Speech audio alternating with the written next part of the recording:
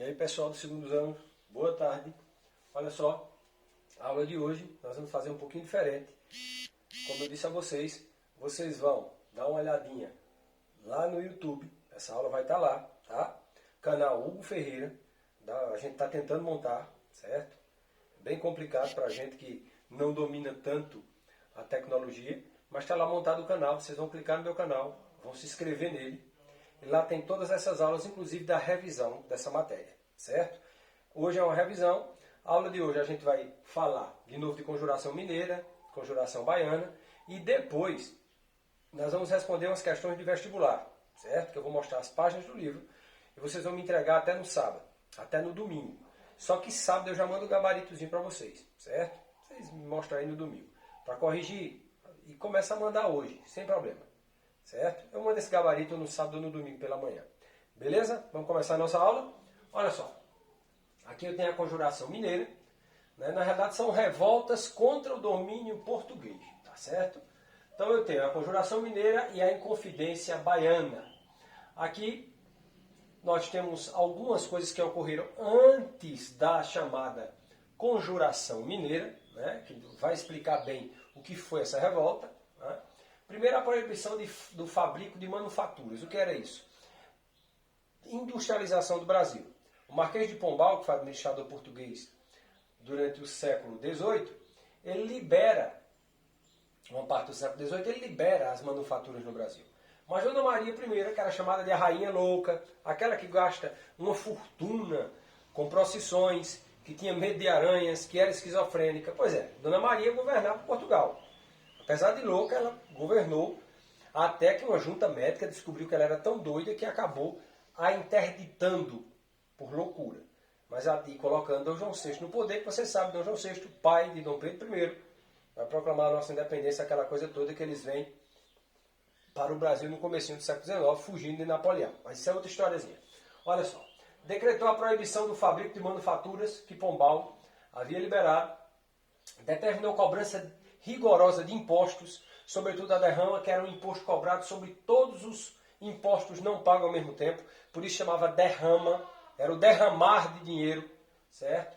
Em reação surgiu um movimento denominado de conjuração mineira.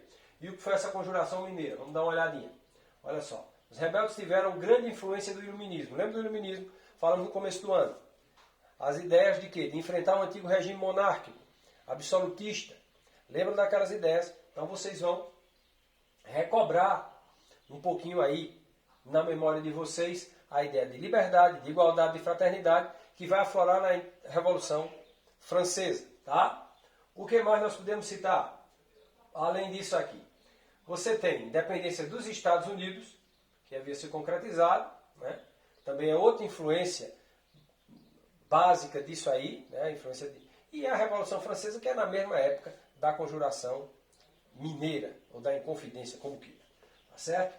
Então vocês vão pegar aqui, ó, 1783, após o conflito com a Inglaterra, que a Inglaterra acaba sendo derrotada. Os rebeldes seguiam a lógica que era possível enfrentar e derrotar a metrópole portuguesa. Ora, se nos Estados Unidos a Inglaterra perdeu, os colonos do norte dos Estados Unidos conseguiram, por que nós não vamos conseguir? Então essa elite brasileira se reunia devido ao que, lembrem-se, derrama, os desmandos de Dona Maria I a Louca, toda a situação econômica que afligia as Minas Gerais. E, claro, a influência das ideias iluministas.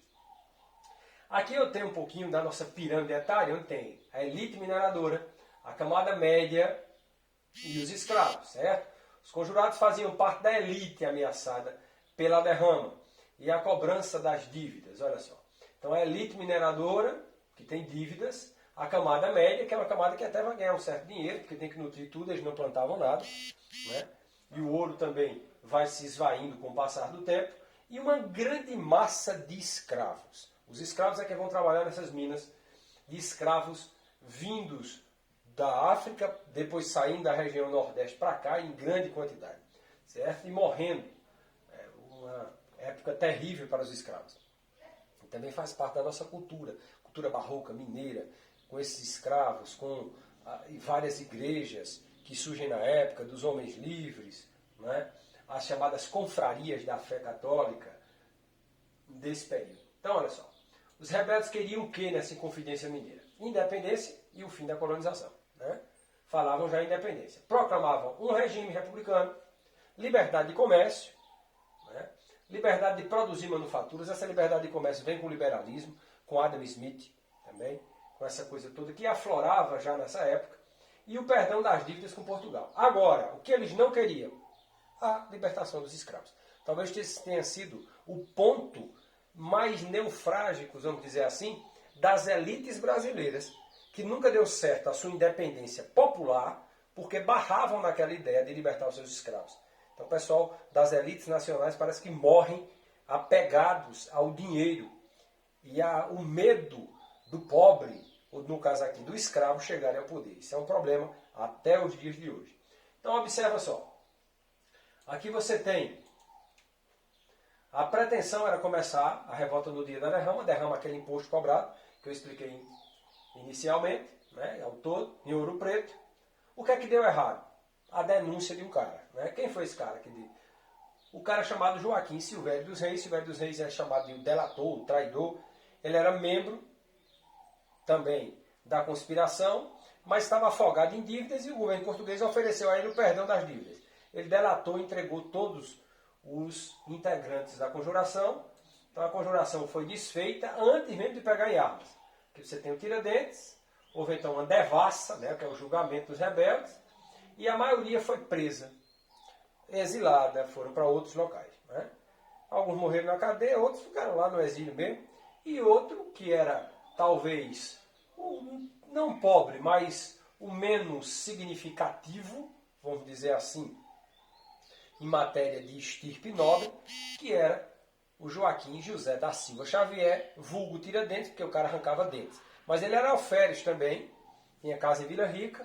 Alferes significa cargo de segundo tenente, e é ele quem vai sofrer talvez o castigo mais cruento dessa história. Na pintura aqui do Pedro Américo, você vai ver o Tiradentes enforcado, depois esquartejado, colocado, né? A sua casa foi derrubada, foi colocado sal no terreno da casa dele. Então tem uma série de coisas que é bem comum nessa época para demonstrar poder. O que não adiantou muito, porque tinha pena de morte, mas o pessoal se revoltava do mesmo jeito. Então os defensores de pena de morte, essa ideia de que o pessoal vai ter medo, isso é conversa fiada, a história prova isso, desde o século XVIII. Então o Tiradentes tem essa imagem do Cristo também, isso é a imagem mais republicana, né?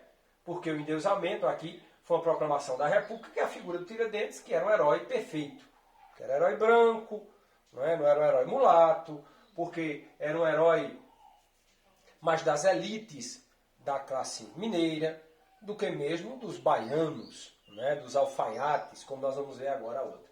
Então, gente, também passando um tempo, lembrando que a Inconfidência Mineira é de 1789, né, em 1798 nós temos uma conjuração, dessa vez na Bahia, chamada de Revolta dos Alfaiates, muito mais popular, né, também por conta da situação que era precária. Salvador perde muito com a transferência da capital. Lembrando que nós tivemos 3 capitais em toda a nossa história. Qual foi a primeira? Salvador. Segunda, Rio de Janeiro. Tá? Salvador vai ficar esquecida. E a terceira, vocês sabem, Brasília. Tá? Construída na época do governo Juscelino Kubitschek, no final dos anos 50. Tá certo? Então, construção de Brasília em pleno Cerrado Goiano, uma cidade projetada. As outras nasceram, tem uma origem. Brasília não, é uma cidade projetada. Disseram, vou fazer uma cidade, acabaram construindo ela. Então, Salvador, Rio de Janeiro e Brasília foram as 3 capitais que o nosso país teve, né, até então. Então, século XVIII, Salvador perde muito com essa transferência para o Rio de Janeiro, né, capital. Né, já é um problema. Vai haver revoltas pelas independências das Antilhas. Sempre lembre que o que acontece lá fora influencia aqui iluminismo, as independências, né, a independência do Haiti, a independência norte-americana, a Revolução Francesa, a Revolução Industrial Inglesa, o liberalismo econômico, as aberturas, a proclamação das repúblicas que começam a aparecer em toda essa região. Então você vai ter uma série de influências também externas. Tá? Consequência cana-de-açúcar aqui, que ocupa o espaço das terras férteis, é um problema. A cana-de-açúcar ocupa o espaço das terras férteis e o povo passa fome, porque tudo tem que vir de fora. é um problemaço da monocultura e da escravidão que o Brasil tem nessa época. Até os dias de hoje. Latifúndio, monocultura, né? A gente produz soja, mas mais para fazer o quê? Farelo para animais, né? Ração para animais do que comida para a gente. Então, é um problema crônico que, infelizmente, até os dias de hoje nós sofremos. Então, havia fome, havia miséria, havia um problema sério na transferência da capital, da colônia de Salvador para o Rio de Janeiro. Também aqui chegaram as chamadas malditas ideias francesas, né? Eles diziam assim, independência, o que era? Laissez-faire, laissez-passer, o abrir, deixar tudo aberto, mas, sobretudo, as 3 ideias da Revolução Francesa, né? A igualdade, a fraternidade e a liberdade. Igualité, fraterté e liberté do francês, que vai ser uma tônica. E aí eles matam o rei, né? Aqui o Luís XVI, na guilhotina, essa coisa toda.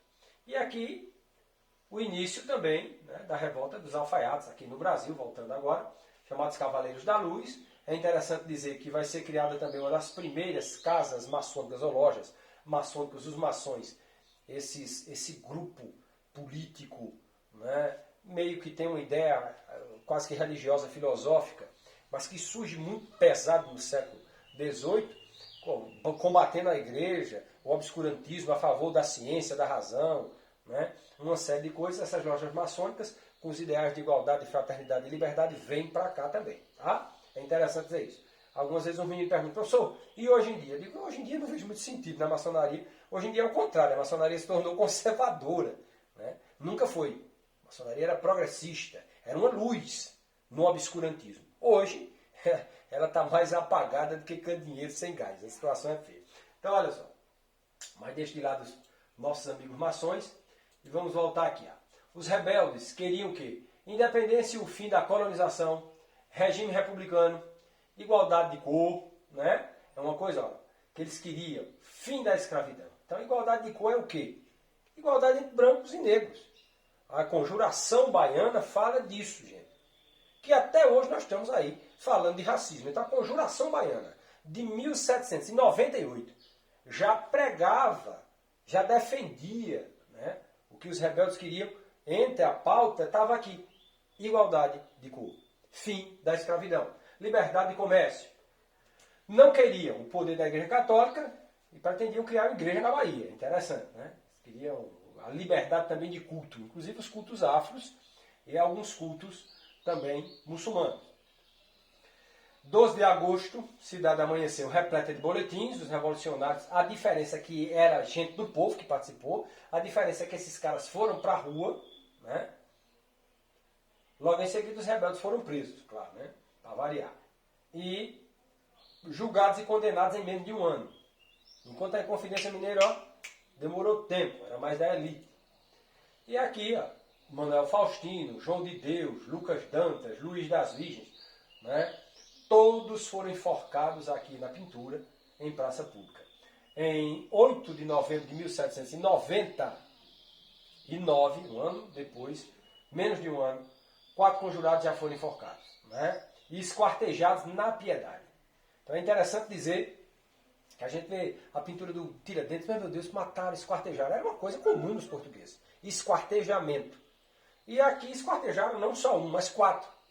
Só que a República colocou o Tiradentes como sendo o marco, o mito, né, da nossa independência. Mas ali, ó, mas Manuel Faustino, João de Deus, Lucas Dantas eram mulatos, negros, gente pobre, então pode esquartejar, é pobre, né? Infelizmente tem essa ideia. Até os dias de hoje. Atenção, Conjuração Mineira e Baiana evidenciaram a crise do sistema colonial brasileiro. E aí, ó, 1805, Napoleão já tinha o domínio de quase toda a Europa. Vai haver uma série de influências. E aqui, ó, Dom João VI, que é o filho de Dona Maria I a Louca, no filmezinho aqui, na nossa comédia aqui, o Marcos Nanini e a Marieta Severo, né? Aquele filme aqui, Carlota Joaquina Princesa do Brasil, eles vêm para o Brasil, já aqui, Dom João VI. Não esperou Napoleão e fugiu para o Brasil definitivamente. Ok, gente? Então, falamos de Conjuração Mineira e de Conjuração Baiana, ou Inconfidência Mineira e Conjuração Baiana, tanto faz o nome. Vocês vão fazer o quê? Preste atenção.